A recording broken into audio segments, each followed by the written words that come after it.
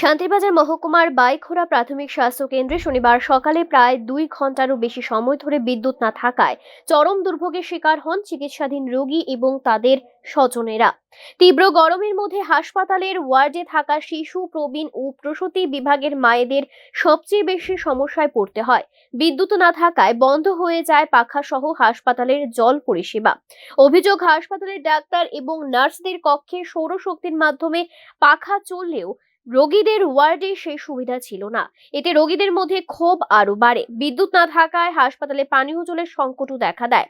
এতে করে রোগীরা চরম অসুবিধায় পড়েন।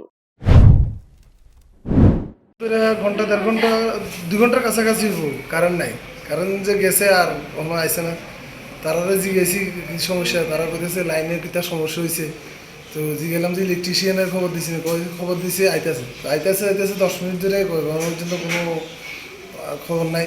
তো বললাম যে লোকাল যে ইলেকট্রিক অফিস আছে এখানে একটু খবর দেওয়ার লেগে তো লাগবে।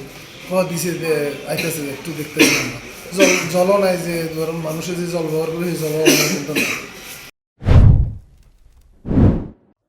স্থানীয়দের দাবি, বিষয়টি হাসপাতালের ইনচার্জ চিকিৎসক ডক্টর রুবি হালদারকে জানানো হলেও দ্রুত কোনো সমাধান হয়নি। দীর্ঘ সময় বিদ্যুৎহীন অবস্থার জেরে সংবাদ মাধ্যমের সামনেই ক্ষোভ উগরে দেন হাসপাতালে থাকা রোগী এবং তাদের পরিজনেরা। ব্যুরো রিপোর্ট, নিউজ নাও।